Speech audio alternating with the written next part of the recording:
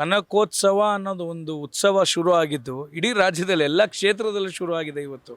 ಆ ಐಡಿಯಾಲಜಿ ಬಂತಲ್ಲ, ಅವರು ಸಿನಿಮಾ, ಅವರು ಥಿಯೇಟ್ರು ಇಟ್ಟು ಒಂದು ಇವತ್ತೇನು ಮಲ್ಟಿಪ್ಲೆಕ್ಸ್ಗಳು ಎಲ್ಲ, ಇವತ್ತು ಲುಲ್ಲು ಮಾಲ್ ನೋಡ್ಬೋದು, ಡಿವಿನಿಟಿ ಮಾಲ್ ನೋಡ್ಬೋದು, ಎಲ್ಲ ಕಡೆ ಹಲವಾರು ಮಾಲು. ಅವ್ರು ಇವತ್ತು ಕೂಡ ಅವರು ಚಿತ್ರರಂಗದ ಎಲ್ಲ, ಇವಾಗ ಬಿಗ್ ಬಾಸ್ ಮುಚ್ಚಿತ್ತು. ಬಿಗ್ ಬಾಸ್ ಮುಚ್ಚಿದಾಗ ಮೊದಲನೇ ವ್ಯಕ್ತಿ ಧ್ವನಿ ಎತ್ತಿದ್ದು ಇವತ್ತೇನು ನಮ್ಮ ಗಿಲ್ಲಿ ನಟ ಅವ್ರು ಗೆದ್ದಿರ್ಬೋದು, ಎಲ್ಲ ನಮ್ಮ ಸುದೀಪ್ ಸರೇ ಹೇಳಿದ್ದಾರೆ ಕೂಡ. ಯಾವುದು ಕುಣಿಗಲ್ ಉತ್ಸವದಲ್ಲಿ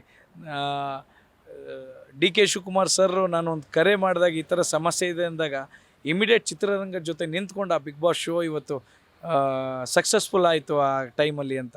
ಸೊ ಚಿತ್ರರಂಗದ ಜೊತೆ ಡಿ ಕೆ ಶಿವಕುಮಾರ್ ಅವರು ಇನ್ನೂ ಹೆಚ್ಚಾಗಿ ನಮ್ಮ ಸ್ಯಾಂಡಲ್ವುಡ್ಗೆ ಸಪೋರ್ಟ್ ಮಾಡಿ, ಇನ್ನು ಸ್ಯಾಂಡಲ್ವುಡ್ನ ನಂಬರ್ 1 ಪೊಸಿಷನ್ ಯಾವುದೇ ರಾಜ್ಯಕ್ಕೂ ಕಮ್ಮಿ ಇಲ್ದಿರಂಗೆ ಈ ರಾಜ್ಯನ ಮುಂದಿನ ದಿನಗಳಲ್ಲಿ ತೊಗೊಂಡೋಗ್ತಾರೆ. And I challenge you people, ನೀವು ನೋಡಿರೋ ಬೆಂಗಳೂರಿಗೂ, ನೋಡೋ ಮುಂದಿನ ಗ್ರೇಟರ್ ಬ್ಯಾಂಗ್ಳೂರ್ಗೂ, ನೋಡಿರೋ ಕರ್ನಾಟಕಕ್ಕೂ, ನೋಡೋ ಮುಂದೆ ಗ್ರೇಟರ್ ಕರ್ನಾಟಕಕ್ಕೂ ಭಾಳ ಒಂದು ವಿಷನ್ನು, ಐಡಿಯಾಲಜಿ ಇಟ್ಕೊಂಡು ಈ ನಮ್ಮ ರಾಜ್ಯದ ಮುಖ್ಯಮಂತ್ರಿಗಳು ಬರ್ತಾ ಇದ್ದಾರೆ.